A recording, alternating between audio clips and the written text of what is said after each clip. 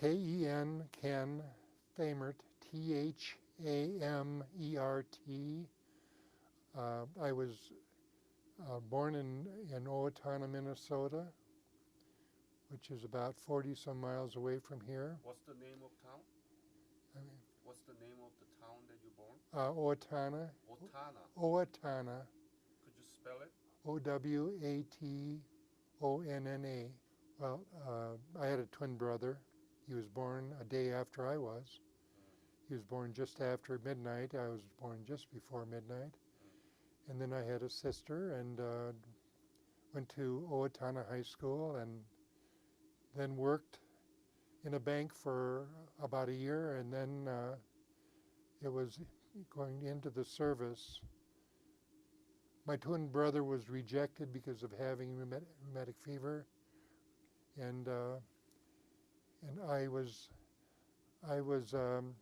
able to go into the service and into Korea. When did you graduate high school? 1952. 1952. Did you learn anything from I school?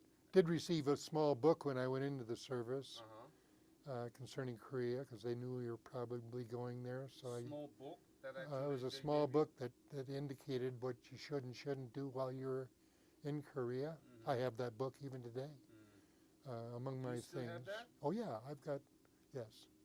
Do you have many pictures? Oh yes, oh yes. I actually was involved in a program put on by the Scott Hosier Round Table here in town for World War II, and then it has gone out to the Korean veterans, and I did a program on what I did in Korea, and so I had many pictures of that, and landed in Incheon.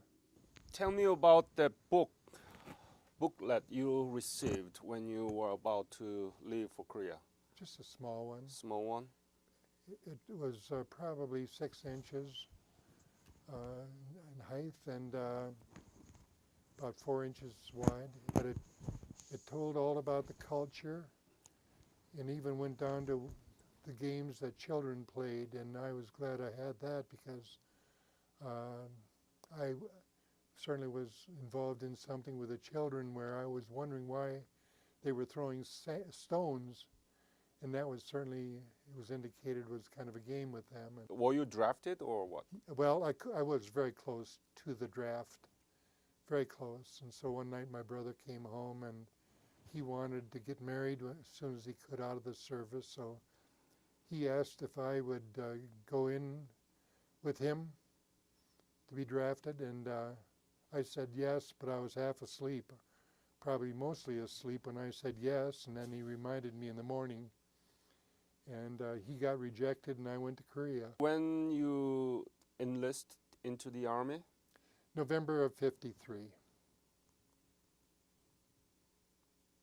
And where did you get the basic military training? Okay, I was actually Fort Riley, Kansas, is where I had 16 weeks of basic training. Mm-hmm.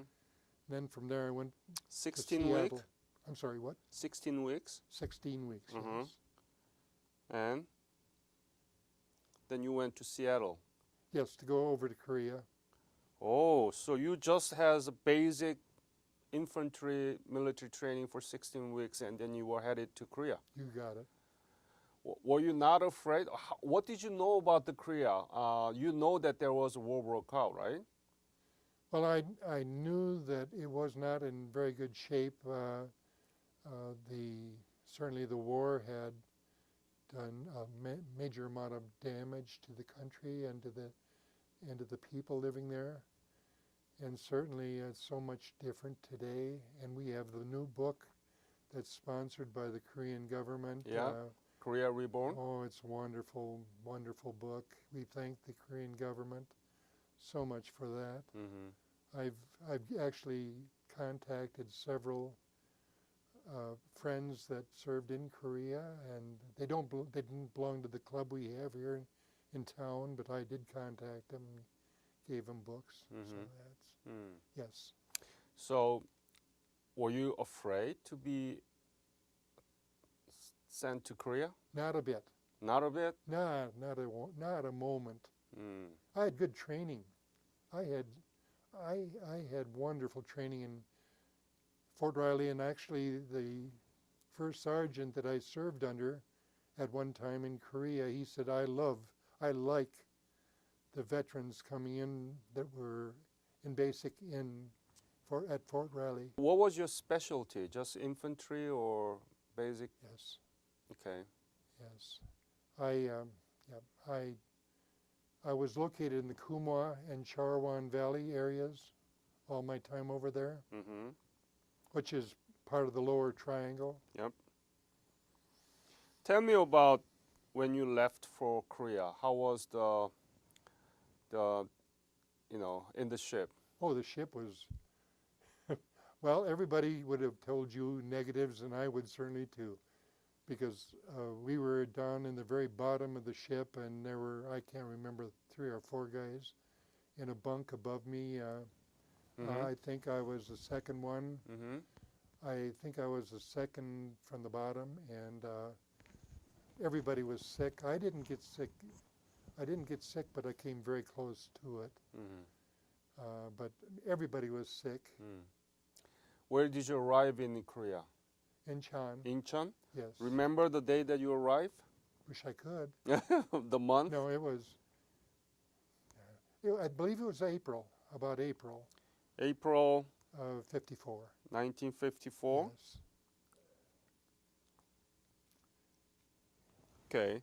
And what was the scene that you saw? What is the scenery? What is the people? How was it, the Incheon at the time in 1954? Well, certainly it's the famous building we all saw when we got over there, the bravest or whatever it was called, the troops in the world or whatever it was called. It was Mhm. right on a big sign on a building, and we saw that. But we went right in, and what I remember is that there were 4 of us that were called Carrier Group at the time, Mm-hmm. and we had taken our basic training together, the 4 of us. We knew each other like brothers, Uh-huh. trained together for all 18 weeks, and what I remember is that we were the last ones on this carrier that took us in with a ramp coming down. We were the last 4 on, and we were the first ones off. And I can remember getting off of that and thinking if there was machine guns in front of us, we would have been dead. I know that during the war, Mm. because that ramp, when it went down, you knew, you had somewhat of a feeling what others had gone through when they were landed like that, especially on D-Day. Yeah. D-Day, World War Incheon II. landing, yes. Yeah. So how was Korean people look like at the time? Was it miserable? How was the street and the people? What did you see? Well, I went up on a train that had all kinds of bullet marks in it. The windows shot out. It was a train that took a lot of troops right up to probably into the Kumwa area. Uh-huh. And years later, I would meet the engineer that was aboard that train just about 10 miles from here. He saw my Korean jacket that I was wearing and came over and said, "When were you over there?" And I told him. He said, I was the engineer of the train that took you up to the front. So that was amazing. Mm. But the people were, I never really associated with the people because we were told, stay away from the villages, do not go into the villages. So it was primarily in just going back now and then that I would see people in the villages, but we never stopped. Mm-hmm. We were told not to. Okay. You knew that the war actually stopped as a ceasefire, right? Yes. Yeah. Yes. So what were you told to do? What was your mission, you think, that you were carrying on there? I was put in charge of a company ration breakdown for food. Oh. I started that immediately almost. They asked for typists, Mm-hmm. and the 3 other fellows that in my carrier group all stepped forward, and I could only hunt and peck typing. It was a beautiful situation because one of the guys helped me out. He typed out a full page and slipped it underneath the desk and looked at me, and so that's the paper I grabbed, and I all of a sudden assigned S1, which would have been typing all day long. But luckily he asked if he could change with me, and the sergeant was a good man and said, certainly.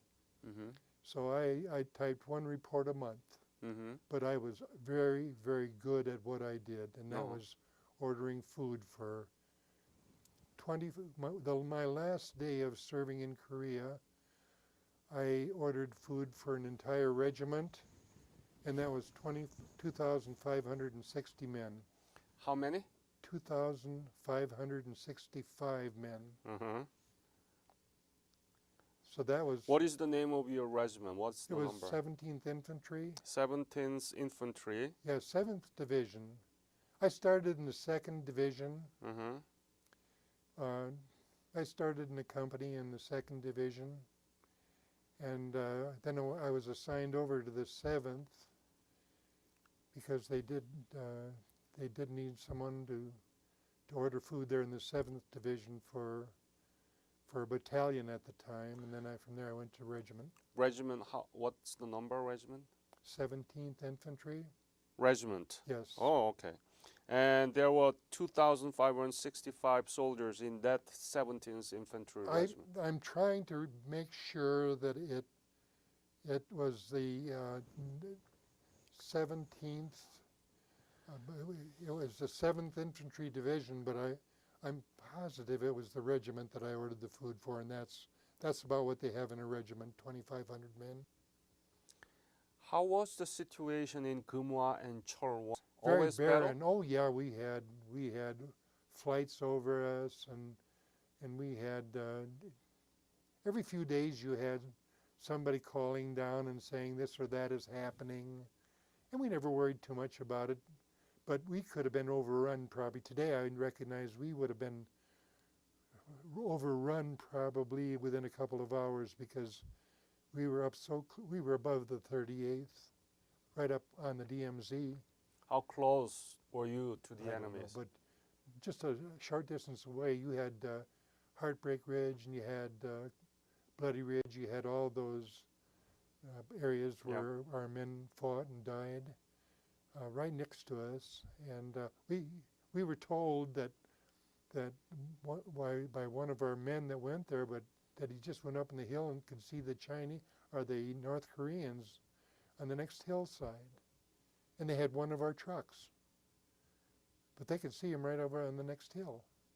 There was no major battle because it was after the ceasefire between China, North Korea, and the UN forces, right? Yeah. But they were doing patrols into our area all the time. One of the moments I remember, probably more than any other, was watching one of our patrols going out probably about 7 o'clock in the morning, and I could see them going up this mountainside, and all of a sudden they were hidden because of the clouds. The clouds were so low that they walked right up and through the clouds, and you could no longer see them. But we had patrols out every day, as did the North Koreans. You had at night. Have you been back to Korea? No, I have not.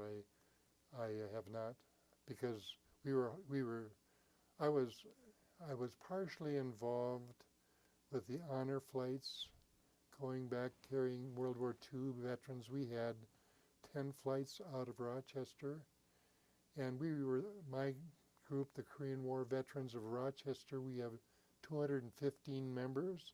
We were there in the morning to say goodbye to them, but we were not going on their flights because it was for World War II vets. So I have not been back, but I could certainly probably sign up to go back. The Korean government is so tremendous today in honoring and loving our American GIs. Thank you so much for your time. It's been a privilege. Thank you for your service. And I thank you, sir.